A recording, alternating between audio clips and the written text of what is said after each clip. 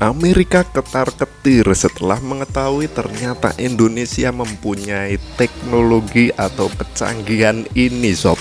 Kehilangan pemasukan ratusan miliar bahkan triliunan. Jadi secara nggak langsung di kehidupan kita sehari-hari teman-teman itu udah membantu pemerintah Indonesia untuk tidak ketergantungan terhadap US. Kecanggihan apakah itu? Ikuti terus.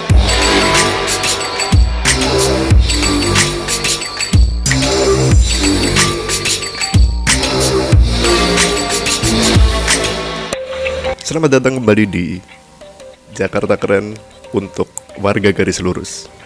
Baik, setelah membuat jagat perekonomian gempar, US juga sudah memukul tarif impor Indonesia menjadi 47%, yang tadinya hanya berkisar sekitar 32%. Kali ini merasa kecolongan atau ketar-ketir dan meminta Indonesia untuk tidak menggunakan kecanggihan ini. Apa itu? Itu sebenarnya udah temen-temen gunakan di kehidupan sehari-hari ya. QRIS. Ya. Sebenarnya ada dua, QRIS dan GPN.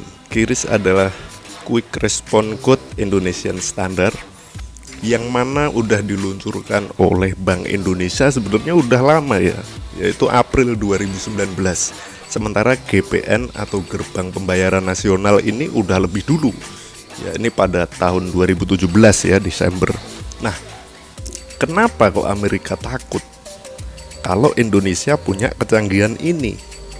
Ya karena mereka kehilangan pemasukan ratusan miliar bahkan triliunan. Karena berdasarkan data transaksi yang terjadi di QRIS awal tahun ini itu mencapai 80,8 triliun coy. Ini bukan nominal yang sedikit. Lalu sebenarnya berapa nominal kerugian US atas penggunaan QRIS ini di Indonesia? Ini bukan main-main karena nominalnya cukup fantastis. Per tahun mereka bisa kehilangan 9,6 T, which is itu kalau per bulan adalah 800 miliar, dan kalau per hari itu 26 miliar. Gila. Jadi secara nggak langsung di kehidupan kita sehari-hari teman-teman itu udah membantu pemerintah Indonesia untuk tidak ketergantungan terhadap US.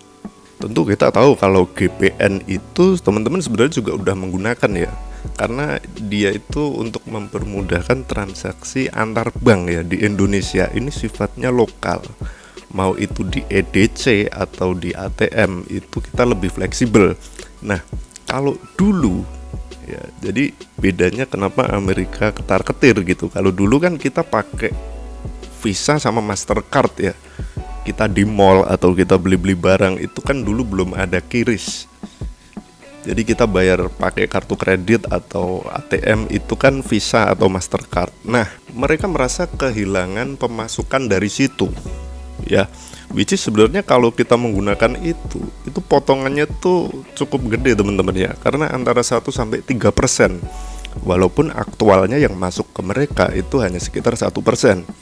Tapi dengan kita menggunakan QRIS itu potongannya jauh lebih rendah daripada itu ya, 2 kali lipat lebih rendah gitu kan. Ini salah satu kecanggihan teknologi perbankan Indonesia yang harus kita apresiasi. Luar biasa Bank Indonesia ya teman-teman. Lalu apa sih sebenarnya keuntungan Amerika dari Visa atau Mastercard itu? Dia mengambil fee itu 1-3% teman-teman setiap transaksi. Memang kecil sih, tapi kali aja sekian juta transaksi per tahun. Dalam skala nasional itu keuntungannya miliaran dolar tiap tahun. Devisa kita tersedot ke Amerika. Di samping mereka dapat pemasukan lewat situ ya dari Visa dan Mastercard tadi, sebenarnya ada sesuatu yang lebih mahal yang wajib kita waspadai, ya ini data konsumen Indonesia. Jadi mereka bisa tahu bagaimana pola belanja Indonesia. Nah hebatnya lagi saat ini QRIS ini ya itu udah bisa digunakan transaksi di Malaysia, Singapura, dan Thailand, teman-teman ya. Jadi kalau teman-teman di sana itu udah lebih enak gitu sekarang ya, bisa lewat QRIS. Bahkan kalau di Indonesia teman-teman beli cilok pun itu sekarang abang-abang cilok dan bakso itu udah bisa bayar lewat QRIS gitu. Jadi ini sangat-sangat mempermudah sebenarnya. Gubernur BI juga menyampaikan kalau dalam waktu dekat penggunaan QRIS ini bisa digunakan di Jepang, Tiongkok, Korea Selatan, India. Jadi ini suatu gebrakan yang cukup hebat buat Indonesia yang bisa mengurangi atau mendukung untuk dedolarisasi terhadap Amerika. Kedutaan besar Cina untuk Indonesia juga mendukung penuh upaya Indonesia dalam melawan kebijakan perdagangan dari US. Ya, mereka bahkan dari China ini itu mengecam atau mengancam buat negara-negara sahabat atau sekutu apabila dia melakukan negosiasi dengan tarif Trump. Jadi dia sebenarnya justru mendukung kita-kita ini yang justru harus melawan gitu. Karena si Trump ini dia memang suka gertak ya. Begitu digertak balik sama China dengan tarif impor 125%, juga letoy dia, kan gitu.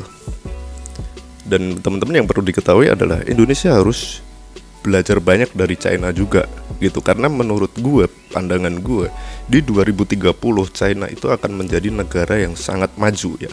Karena China saat ini sudah memiliki pendapatan per kapita sekitar 13.000 US dollar, which is itu udah termasuk negara maju.